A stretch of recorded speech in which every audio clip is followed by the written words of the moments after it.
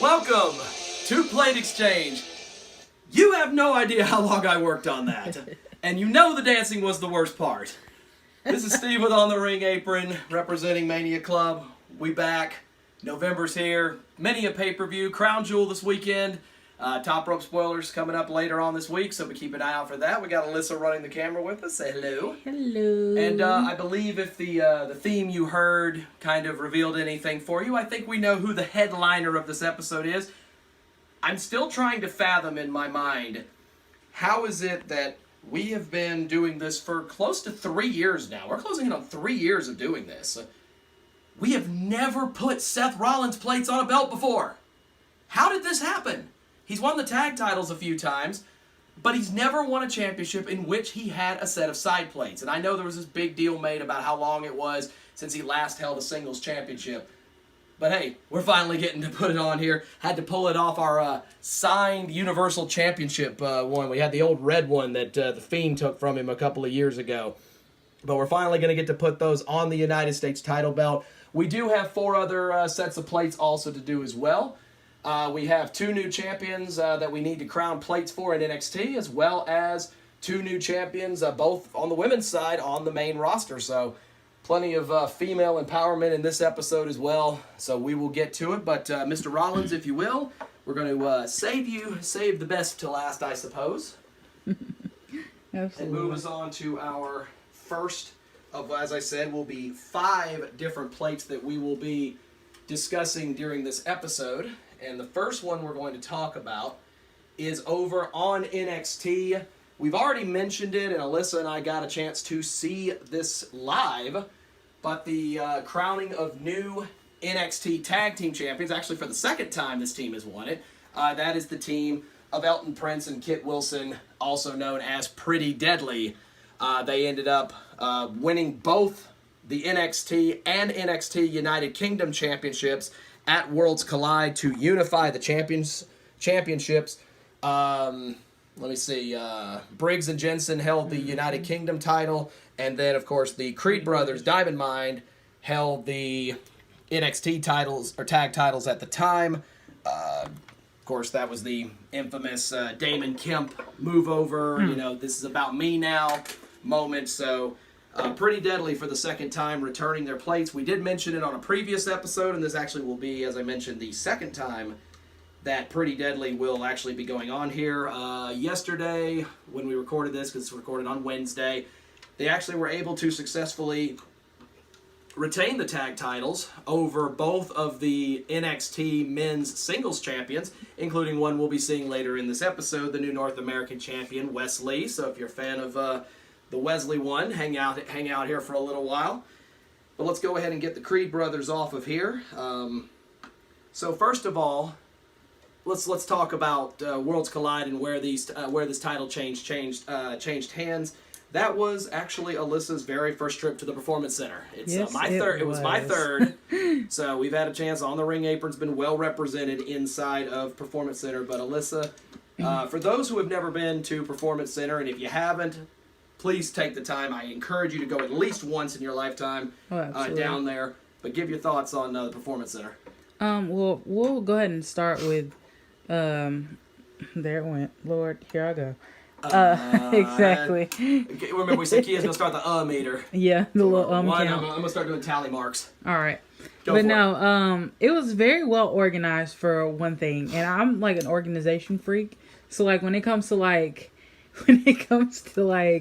having like a schedule, keeping everything like on time, making sure like everything goes to like what you need it to be, they were on top of it. They were having to get extra chairs for people. They had water for everybody. Like, overall, my experience there was great. Now, when it comes to like what you see on TV, they were not kidding when they said it's like a gymnasium, like a middle school gymnasium. That junk was like, for real. I was like, yo. Anyone who has never been to the Performance Center, and sees it just on TV, and where they used to film NXT, going back to the Full Sail Arena days, they make it seem like it's this humongous room, this humongous arena. It's not. It's not. I've been in, you said it, I've been in middle school gyms bigger than this place. Yeah.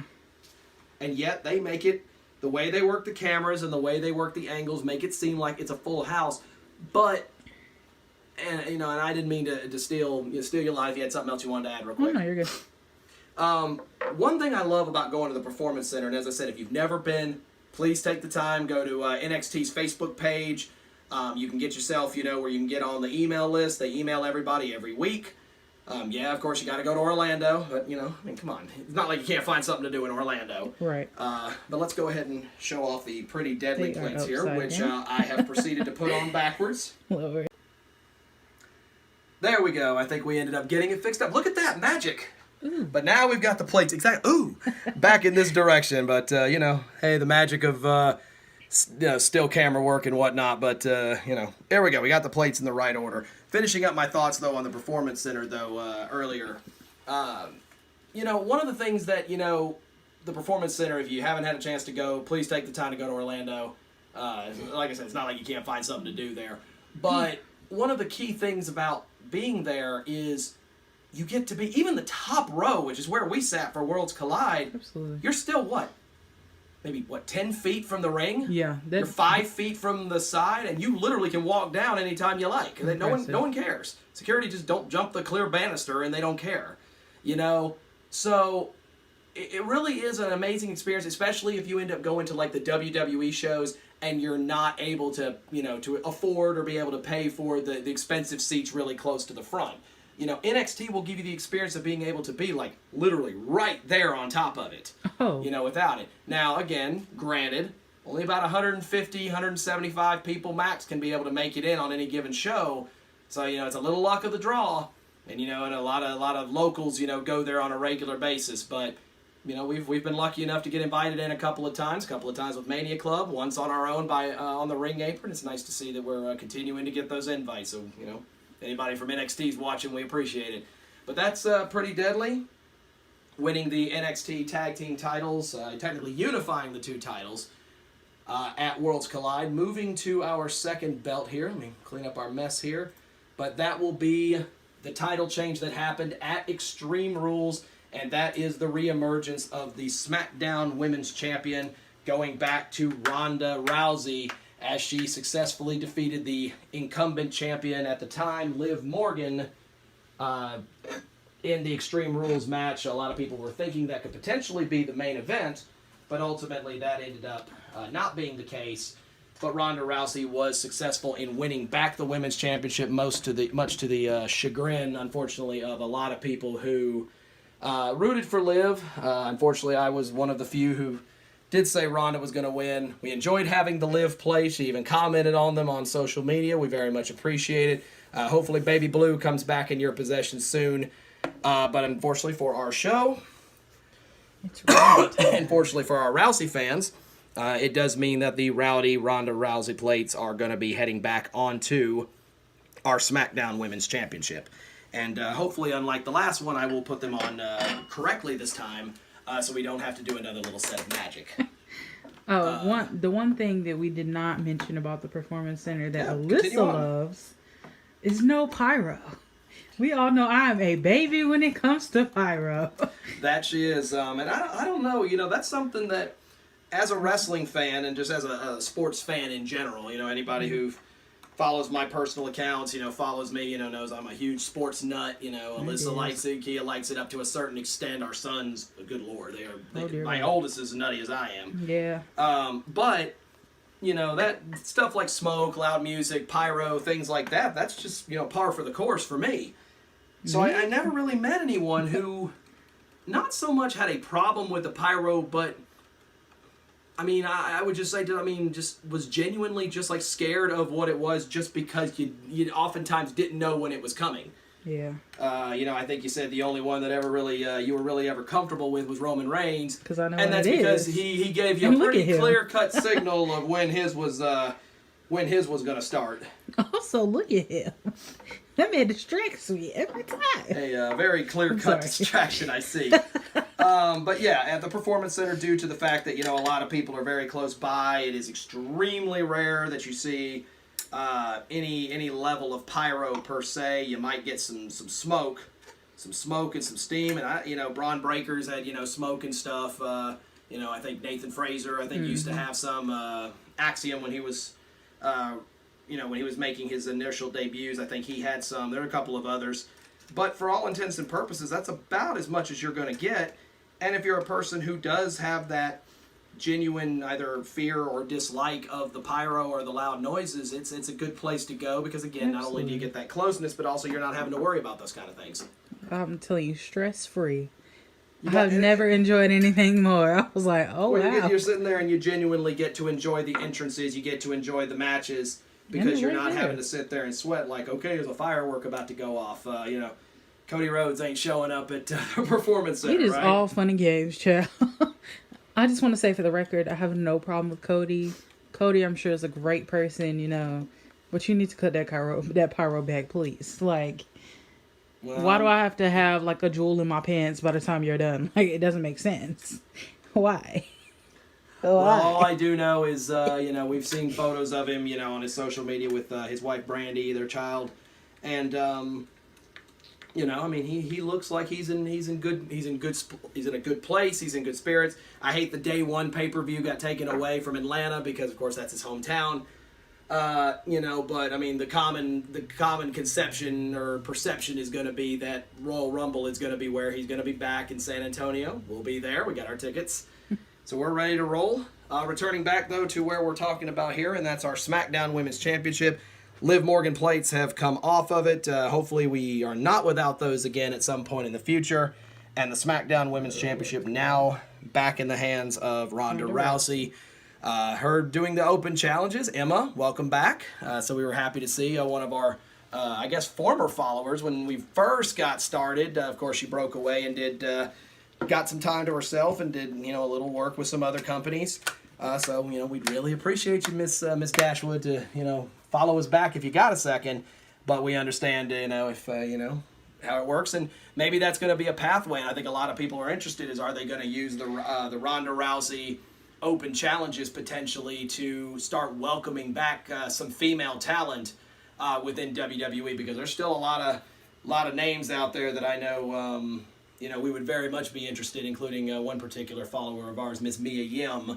We would love to see you back in the WWE, so here's hoping. That is 2 belts down, 3 to go. Let me clear Miss Morgan's plates here. And let's move on to our third one of the show, moving us back to NXT.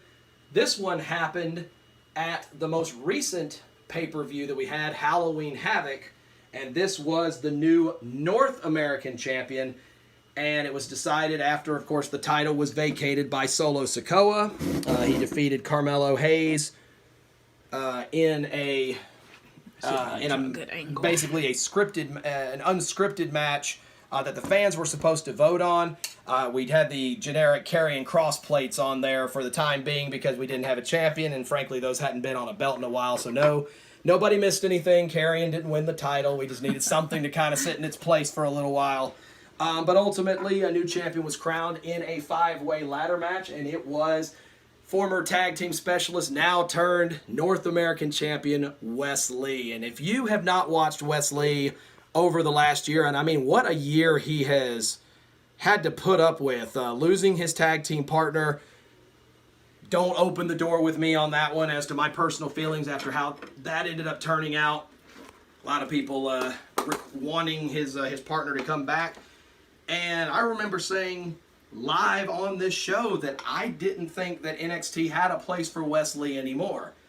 And I am happy to say I was wrong, okay? And I'm not, my ego's not so big that I can't sit here and admit when I'm wrong. I was wrong on that front. Wes Lee has done nothing but continue to stay the course, continue to do what the great minds of NXT have told him to do. You're looking at folks like Nick Khan, you're looking at Triple H, you're looking at Shawn Michaels, who just continue to tell him, stay with it, the moment's going to be there for you.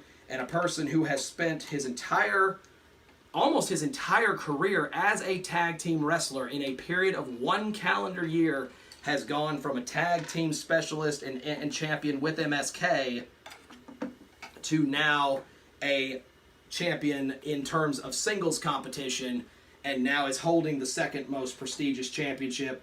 Unless you ask Carmelo Hayes, he would say it's the A championship. But I digress.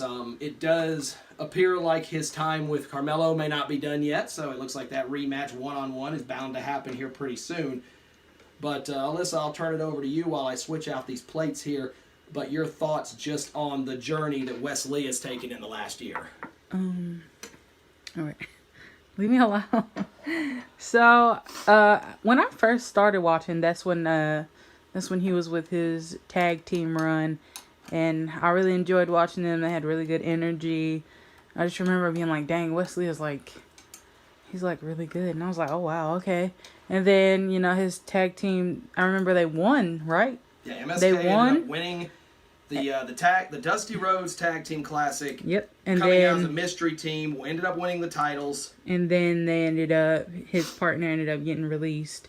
And then I just remember him going singles. And I was like, I don't know how he's going to do single-wise. Because, like, I was of the same mindset as you. Like, I mean, you've been doing tag team your whole career, you know? And, you know, and granted, I am not a wrestler by any stretch of the definition. And I'm not saying this against big guys, but I do not have the body shape for it. Oh, my God. Jiggle, jiggle. It folds. Whatever you want to go with, you know.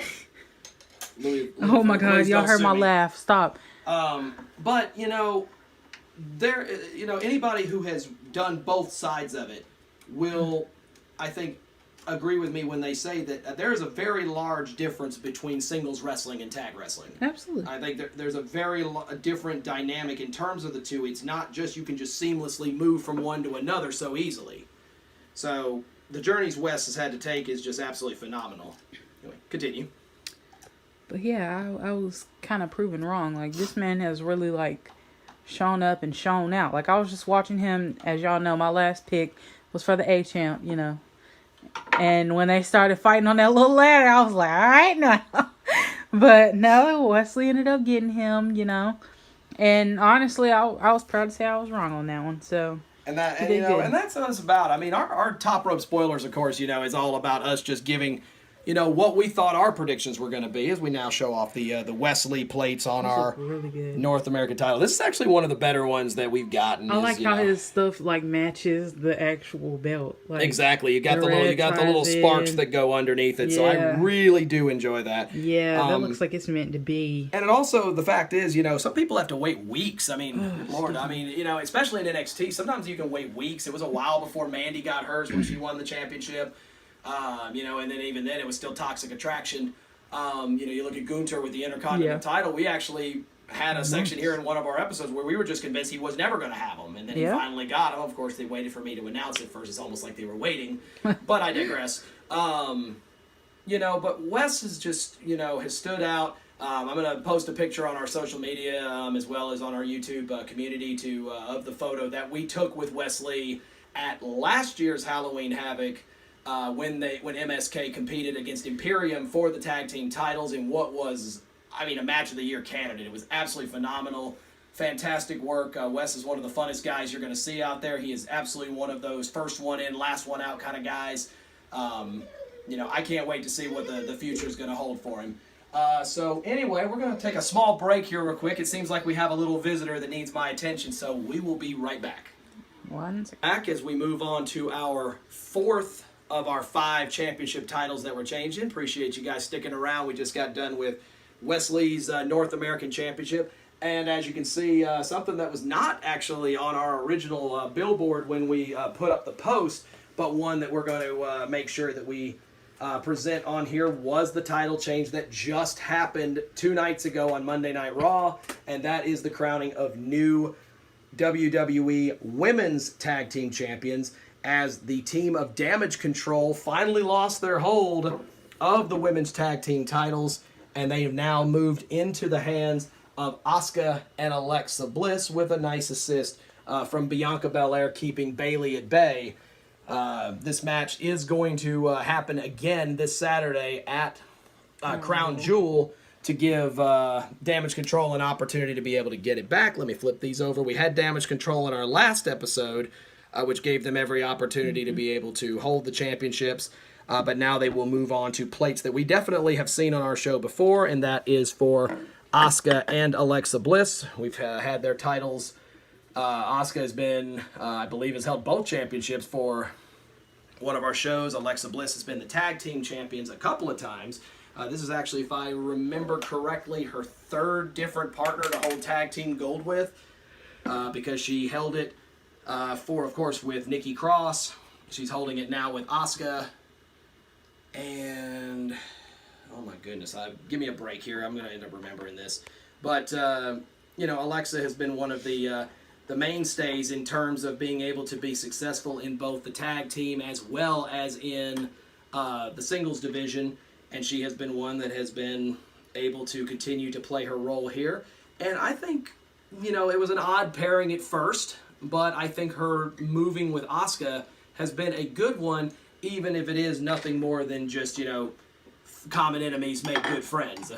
So, Alyssa, we'll let you jump in on that one in terms of this team holding the gold as well as the state of the current women's division.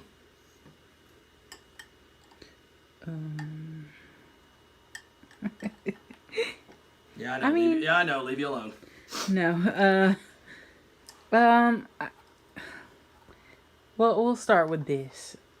I remember when I first saw this pairing, I was like, okay. Literally, that was my face right there. I know y'all seen that. That was my face.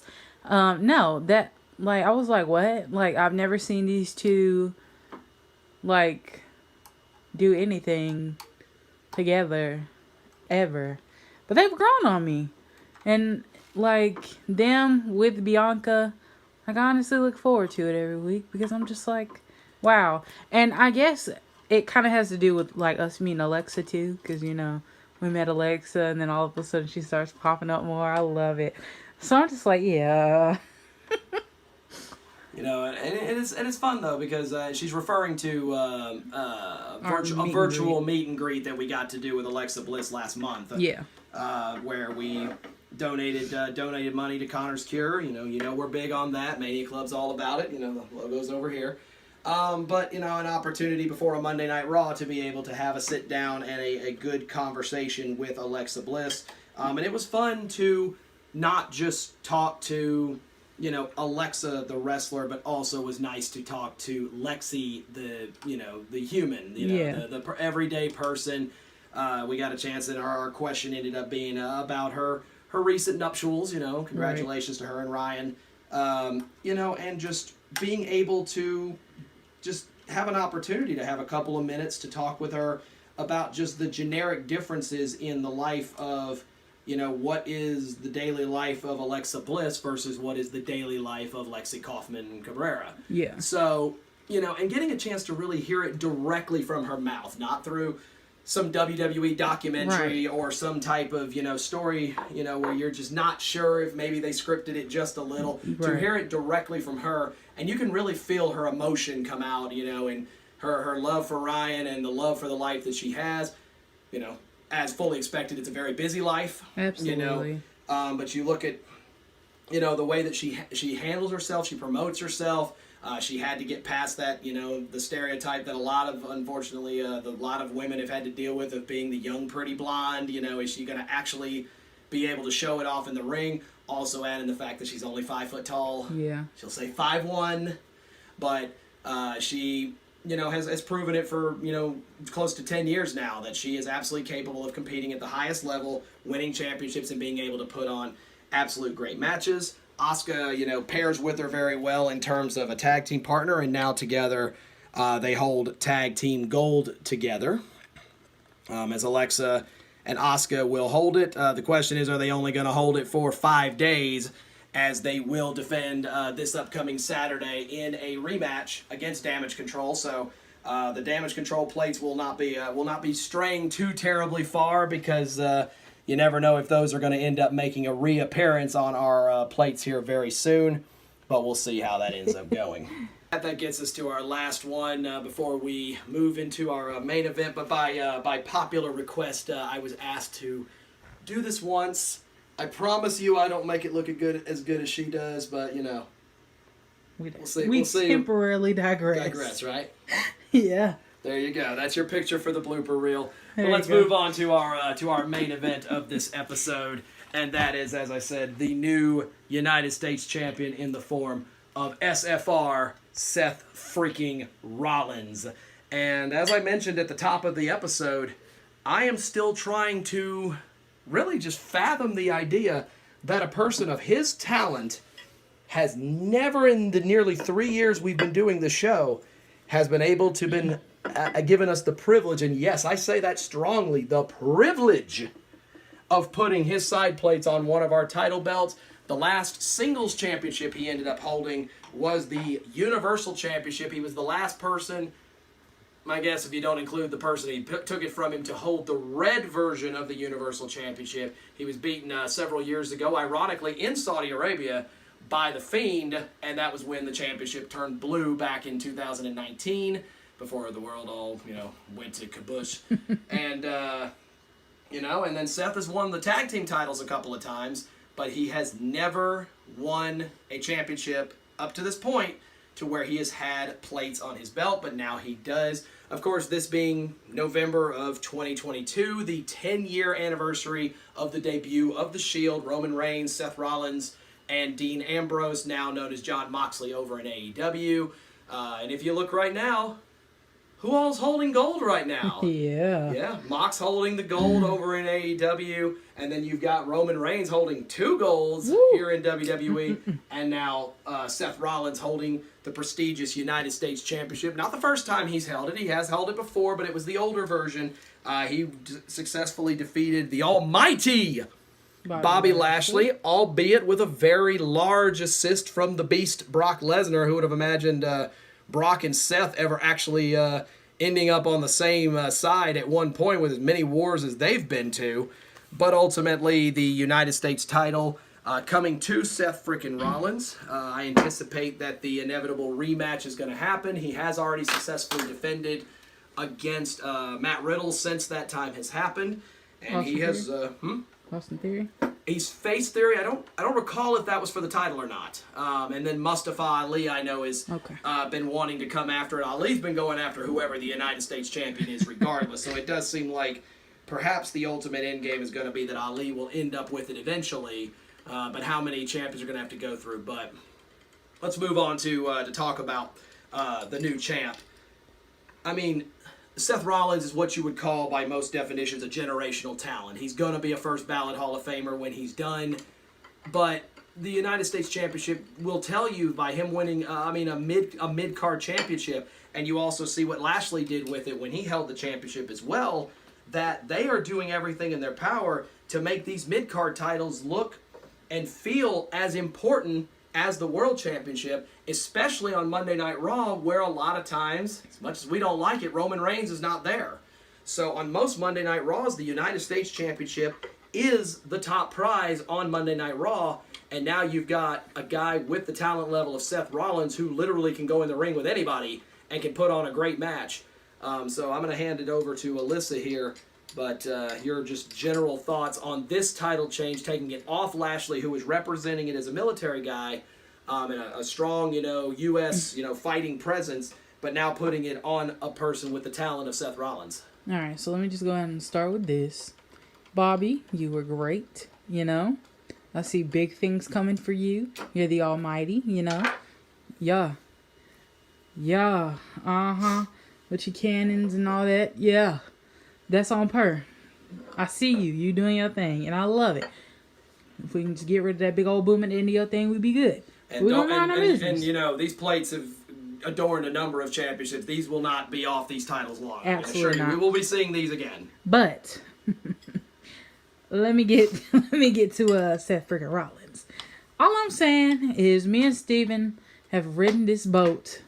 We've been on this boat. Woo! This boat has been a journey. How many points have we lost? How many points have we lost over this man? And those were points well worth it. Because look at where we are now. We never doubted him. Never doubted him for a second. Never doubted for a moment that he would not eventually right the ship and he would not eventually figure it out. When he was going through what ended up being almost a year-long losing streak on premium live events. dropping 3 in a row to Cody Rhodes. Oof. And don't get me wrong, I understand why. Yeah. I get why. He is Absolutely. a guy. Rollins has put in the years and has put in the time that he can take losses like that, and it's not going to affect him. He's still Exactly. We're still going to sing his merch. song. We're still gonna serenade that theme. Every theme of his is a banger. Yes.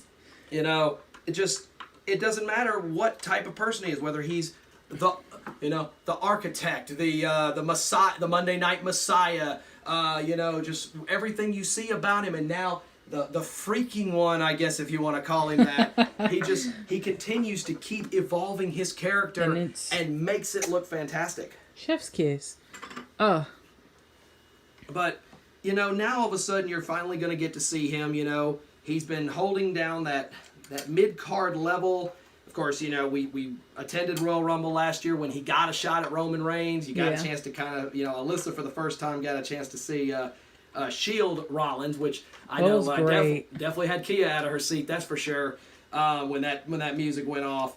But I would not be upset to see that match happen again. But putting the United States title on him, in my opinion, is a great call because, first of all, it's another one of those situations, and we talk all the time about, the talent and company guys. Well, Seth Rollins is another company guy where he does everything the company asks him to do. No questions. You never hear about him getting in trouble. You never hear about him getting himself in any controversy. Where do you need me? What do you need me to do? You need me to win a title? I'll go win a title. You need me to drop a title? I'll go drop a title. You need me to go lose 9 pay-per-views in a row to make other people look great? I'll do that too. Yeah. And that is exactly what he's done and has finally gotten rewarded for the first time here on the Ring Apron's Plate Exchange. Woo! Seth freaking Rollins finally adorning some title plates. I hope these stay on for a while because for the longest time, these were on our Red Universal title. And I remember even Kia herself mentioning that we weren't sure if these were ever going to find their way onto an episode just because of the fact that they were just never seemed like they were going to give him back a title again. But it ultimately worked out. So congratulations, Seth. My apologies on that. I've been fighting off a little bit of raspy stuff. Stuff's going around this time of year. But that is what it is. But congrats to our new United States champion. And congratulations to all of our new champions here on this episode of Plate Exchange. Sorry for the little technical difficulties along the way. We're not perfect. We're human. But thanks for sticking around with us anyway. It's because of followers like you that ultimately, make this all worthwhile. Closing in on, I think, 3,700 on YouTube now, which is a far cry from the 1,200 it was this time about a year and a half ago. So, we've come a long way, and it's it's because of you guys that we do this. We don't get paid for this. We just enjoy wrestling no different than any of you guys do. So thank you so much. If you haven't checked out our community page, I'm going to put up that picture of us with Wes Lee from last year, so be sure to check that out. Also, our community page has the polls up for you to vote as the OTRAs for the Crown Jewel pay-per-view. Top Rope Spoilers coming up later this week where we will announce our official picks. But you've still got time to go in, throw your votes. A lot of those votes are close right now. A couple of them just a handful of votes away from swinging it one way or another. So there's still time to jump in, so go to our community page, take a look. But I'm Steve. That was Alyssa running the camera this evening. Key, I'll see you on Top Rope Spoilers. Congrats to all our new champions, especially SFR. You guys have yourself a good night. We'll see you for Top Rope Spoilers. Bye.